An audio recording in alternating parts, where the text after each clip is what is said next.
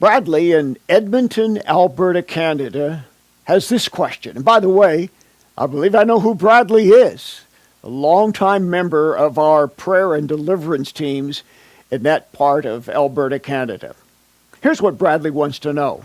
What about the soul parts that are not saved in the generation in which they lived? How is it possible that they could be saved after they are already dead and gone to hell, since we know there is no purgatory or holding place? Well, Bradley, you're talking about something that many people watching now have seen in some of our exorcisms as they've watched me cast out demons in seminars. We're talking about something called Ancestral Generational Dissociation. And we teach about this extensively in our International School of Exorcism. And there I give explanations as to how this operates. But let me answer your question now. This refers to an identity speaking through the person that claims to be an ancestor. We speak to that identity. We find out what it did that has caused some curse or evil or demons to follow down through the bloodline. And then, if possible, we pray with that identity and bring it to Christ. Now, what's really going on? Well, Bradley, don't confuse psychological redemption with spiritual redemption. You see, in the spiritual, we deal with the spirit. In the psychological, we deal with the soul. So, let me ask you this question. What's an alter identity? Well, an alter identity is a split portion of the consciousness, a fragment or a compartmentalized aspect of the soul or the mind.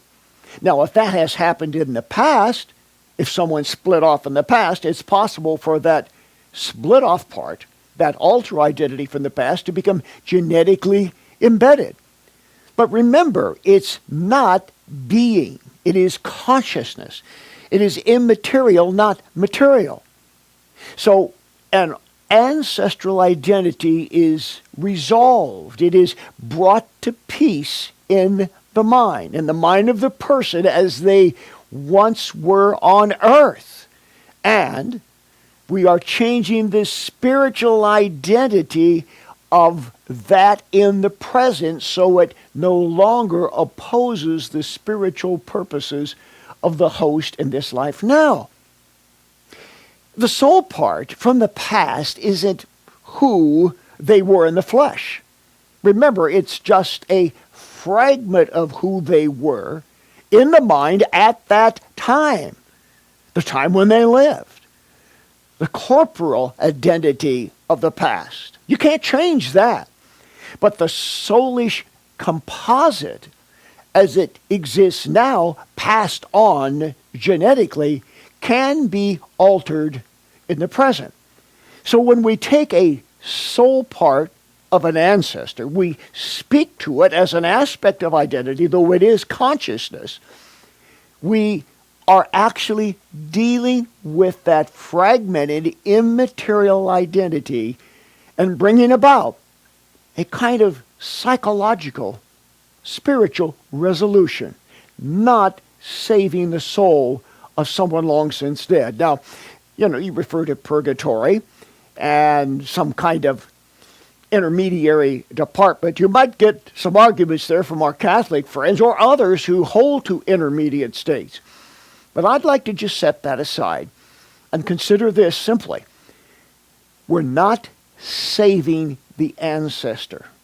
We are spiritually resolving the conflict between what was passed on from the ancestor as a separate, disparate state of consciousness, which is now in opposition to the host, and bringing it into spiritual resolution so that conflict between the evil of the past and the present is resolved, the curse is lifted, and then the demons can be cast out, and the host now can be healed and set free.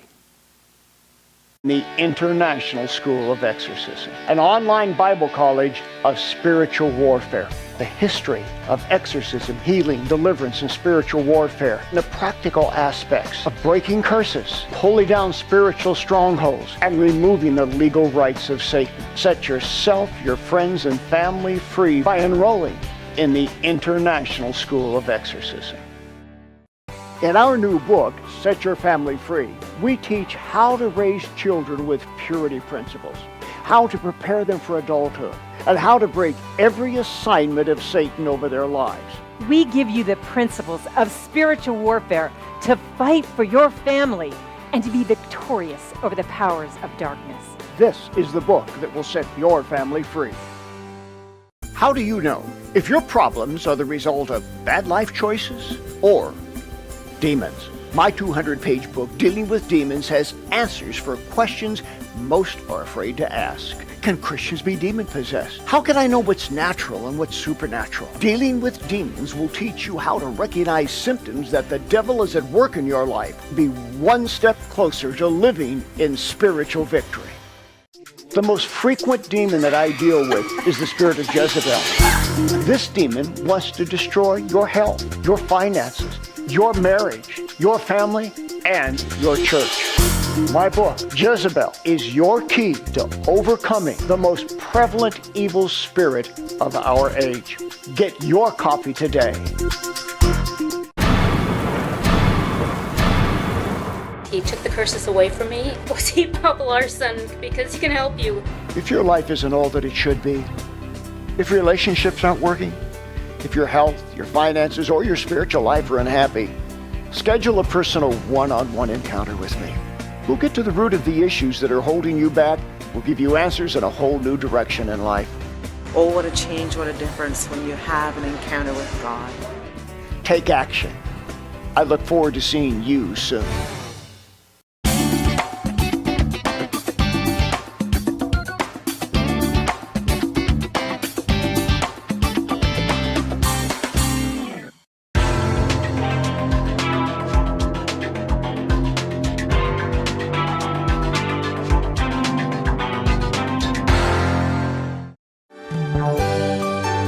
We encourage your support for this worldwide outreach to do what Jesus did. For the latest information on resources, seminars, conferences, training institutes, retreats, and international missions, go to boblarson.org. Thank you for your prayers and financial partnership.